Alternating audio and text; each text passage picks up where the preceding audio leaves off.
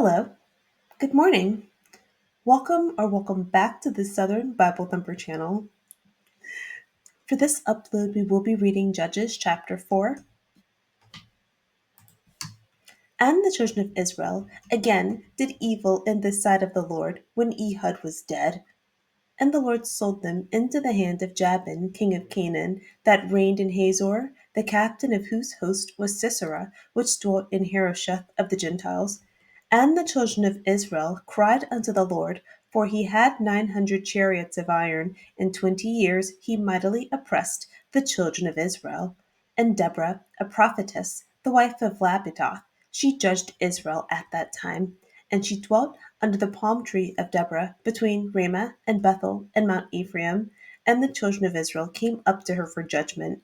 And she sent and called Barak the son of Abinoam out of Kadesh Naphtali, and said unto him, Hath not the Lord God of Israel commanded, saying, Go and draw toward Mount Tabor, and take with thee 10,000 men of the children of Naphtali and of the children of Zebulun, and I will draw unto thee to the river Kishon Sisera, the captain of Jabin's army, with his chariots and his multitude, and I will deliver him into thine hand.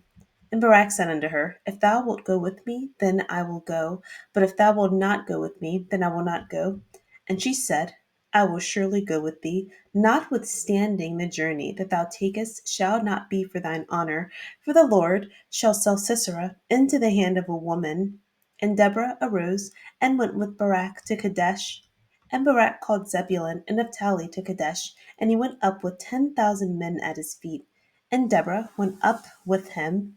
Now Habor the Kenite, which was of the children of Hobab, the father-in-law of Moses, had severed himself from the Kenites, and pitched his tent unto the palm of Zaanaim, which is by Kadesh. And they shewed Sisera that Barak the son of Abinoam was gone up to Mount Tabor. And Sisera gathered together all his chariots, even 900 chariots of iron, and all the people that were with him, from Harosheth of the Gentiles unto the river of Kishon. And Deborah said unto Barak, Up, for this is the day in which the Lord hath delivered Sisera into thine hand. Is not the Lord gone out before thee? So Barak went down from Mount Tabor, and 10,000 men after him. And the Lord discomfited Sisera, and all his chariots, and all his host, with the edge of the sword before Barak, so that Sisera lighted down off his chariot, and fled away on his feet.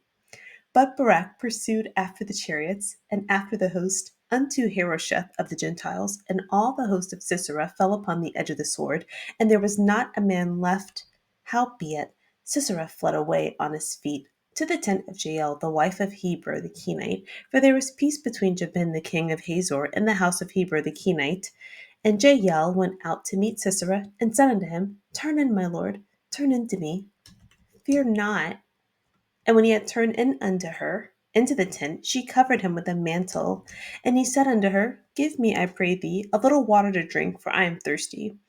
And she opened a bottle of milk, and gave him drink, and covered him. Again he said unto her, Stand in the door of the tent, and it shall be, when any man doth come and inquire of thee, and say, Is there any man here? That thou shalt say, No. Then Jael, Heber's wife, took a nail of the tent, and took a hammer in her hand, and went softly unto him, and smote the nail into his temples, and fastened it into the ground, for he was fast asleep and weary, so he died. And behold, as Barak pursued Sisera, Jael came out to meet him, and said unto him, Come, and I will shew thee the man whom thou seekest. And when he came into her tent, behold, Sisera lay dead, and the nail was in his temples. So God subdued on that day Jabin, the king of Canaan, before the children of Israel. And the hand of the children of Israel prospered and prevailed against Jabin, the king of Canaan, until they had destroyed Jabin, king of Canaan. Summarizing Judges chapter 4, I just want to point out again, we're going to start out with Israel saying again, they did what was evil in the sight of the Lord after Ehud died. Just wanted to point out, this current generation of Israel is not the same group of people who experienced the plagues and was enslaved in Egypt under Moses. They escaped and came to the wilderness. That's not the same generation. This is also not the second generation. The people who were the audience to Moses in the book of Deuteronomy, the people who entered into Canaan under Joshua's leadership, that's the second group of Israel. We're talking about the third group. By Judges chapter 2, verse 10, the generation of Israel that entered into Canaan, they've all died out. So we have a group of Israelites who were born in Canaan, who did not have these tangible experiences as crossing the Jordan River or crossing the Red Sea or experiencing those plagues. This generation has not experienced that. So that's an important thing to keep in mind when we're reading about the behavior of Israel. This is a new generation. So they once again disobeyed God's commands and was sold into slavery by King Jabin. They served him for 20 years. Verse 4, we get to Deborah. Deborah is a prophetess and a wife, and she judged Israel at that time. Because sometimes there is a debate on a woman's role when it comes to the Bible and this belief system, when we look at what the women in the Bible did, that can help us understand a little bit more what women are supposed to do. When we look at Othniel, he judged Israel and he was a deliverer. That's the same language that's used for Deborah. She judged Israel. When we look at Judges chapter 3, verse 15, Ehud, although Ehud was not, I didn't see where he was a judge, but you do see deliverer. And deliverer is the same term that was used for Othniel. When we get to chapter 2, verse 16 through 19, we see that the Lord raised up judges who saved them. And it says the Lord was with the judge and he saved them. Again, verse 18. So just to illustrate that there is a woman that also occupied that same leadership title. She was a prophetess and a wife. And that's important too. The other thing that I want to point out, people of Israel came to her for judgment. And judgment,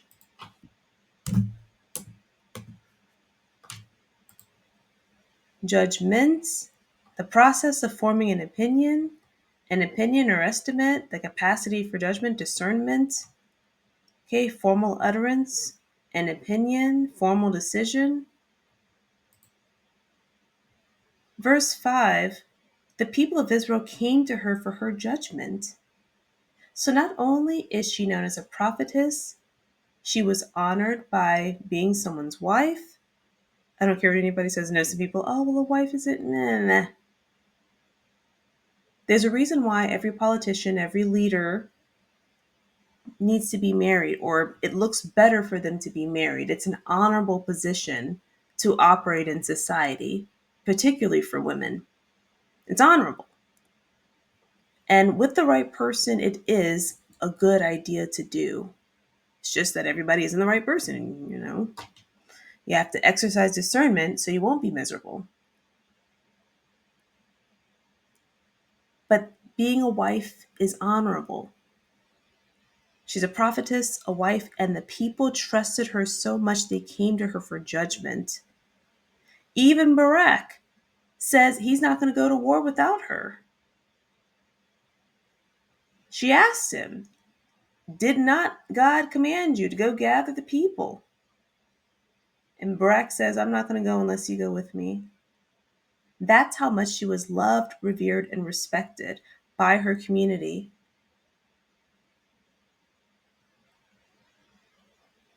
And just another thing to pay attention to, she asked him a question. Even though she's an established prophetess, even though she has the reputation for people wanting to talk to her and ask her what she thinks about stuff, do you see how she talked to him? It wasn't brash.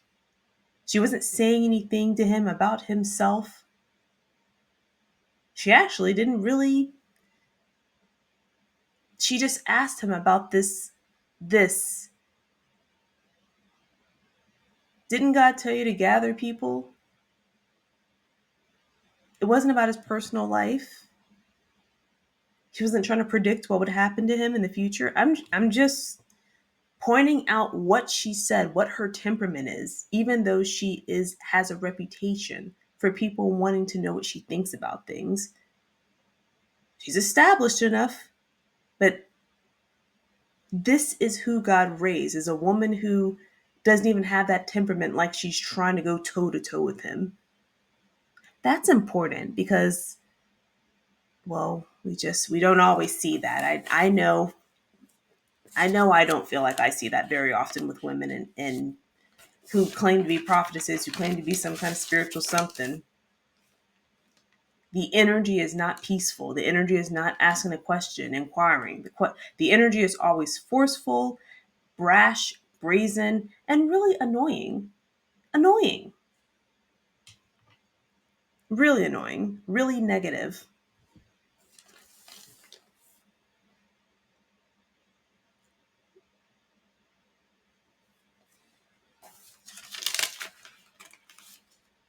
Deborah lets him know that you're not going to get the glory, that it's going to be delivered into the hands of a woman.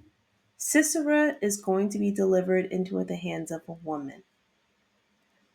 So they went to Kadesh, they rounded up 10,000 men, and then there's a stop and change in information in verse 11. Heber the Kenite was estranged from his clan, and his tent was by Kadesh. Totally different information, but it will become relevant later. And then it says Sisera, the army captain of King Jabin, he was told that Barak had gone to Mount Tabor. So Sisera gathered 900 iron chariots to meet him. Verse 14. Deborah tells Barak to get up because God will deliver Sisera today. Then she asks again, hasn't the Lord gone out before you? And so they went to meet Sisera.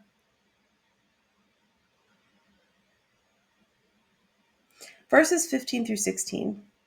The Lord defeated Sisera and his chariots so badly that Sisera ran away, and all of Sisera's army was killed by Barak and the Israel army. Then from verses 17 through 20. Sisera fled to Heber's tent. Heber in verse 11. Remember that strange piece of information? He's estranged from his family. So Sisera fled to Heber's tent.